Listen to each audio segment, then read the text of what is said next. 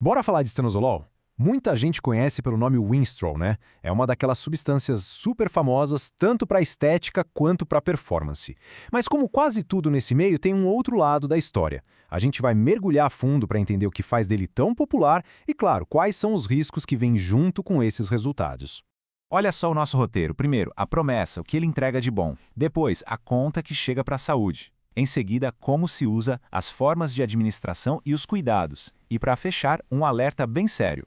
Então vamos começar pelo começo. A promessa estética. Por que tanta gente busca o estanozolol? A resposta, resumidamente, é porque o resultado visual que ele proporciona é bem potente. Sabe aquele visual de pele colada no músculo? Pois é, esse é o grande chamariz do estanozolol. Ele dá uma aparência super seca, bem definida, e como isso acontece? Basicamente, ele ajuda a tirar o excesso de líquido que fica entre a pele e o músculo. O resultado é essa impressão de que está tudo ali trincado, sem nada na frente. É um efeito visual bem impactante, não dá para negar. Mas não é só sobre ficar com a aparência seca. O negócio vai além. Ele realmente entrega um pacote completo de performance. A gente está falando de mais densidade muscular, uma ajuda na queima de gordura, recuperação mais rápida e um aumento de força bem considerável. Para quem busca desempenho, é uma ferramenta poderosa. Beleza, já vimos a parte boa, a promessa. Agora, vamos virar a moeda. Porque toda essa performance, toda essa estética vem com um preço. E é um preço que pode ser bem alto para a saúde. É a famosa conta que uma hora ou outra chega. E para começar essa conversa sobre os riscos, essa frase da fonte é pesada. Provavelmente a droga que mais ferra o seu colesterol. Não tem nem como minimizar. Quando se fala em colesterol, estamos falando diretamente da saúde do coração. É um dos piores inimigos do perfil lipídico. E o problema não para no colesterol. O impacto negativo é geral. O risco para o coração é direto, como a gente viu, mas tem mais.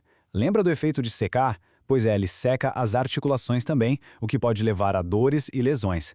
E para completar, ele bagunça feio a produção natural de hormônios do corpo. É uma supressão bem forte. Ok, agora um ponto que muita gente discute. Fígado. Vamos fazer uma comparação rápida. Todo mundo que estuda um pouco sobre isso conhece a fama do hemogenin, né? Considerado bem pesado para o fígado.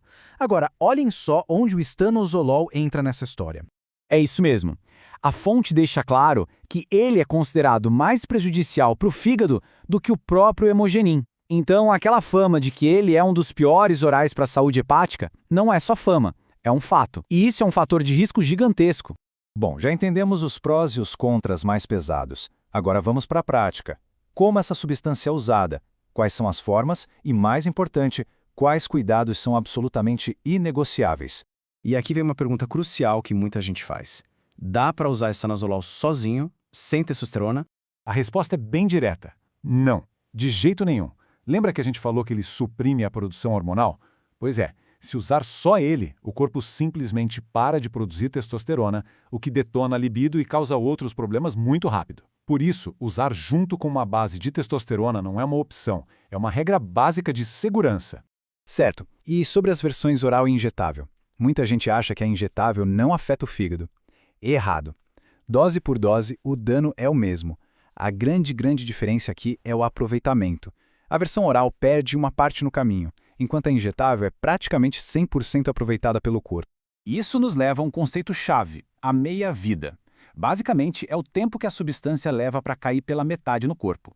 A do estanozolol é curta. Por isso que a versão injetável precisa de aplicações frequentes, tipo dia sim, dia não.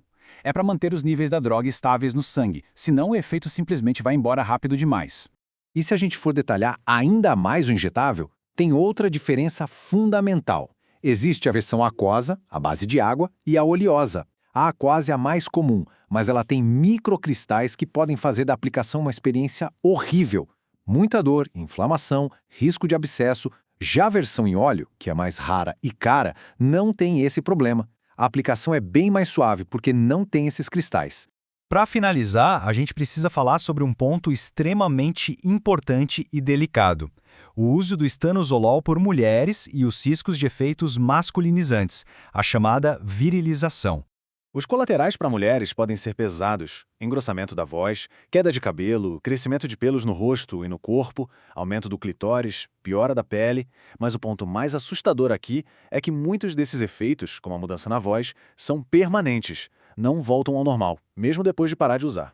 A conclusão da fonte é muito clara. Para mulheres que não são atletas de competição e buscam apenas uma melhor estética, o risco simplesmente não compensa o benefício. Pensa bem, o objetivo é estético, mas os colaterais podem incluir pele ruim, queda de cabelo, pelos, que são exatamente o oposto do que se busca. E isso tudo nos deixa com uma pergunta para reflexão. Será que um ganho estético que dura algumas semanas ou meses justifica correr o risco de uma consequência que pode durar para sempre? É a balança entre o resultado de curto prazo e a saúde de longo prazo. Uma escolha que cada pessoa precisa ponderar muito bem.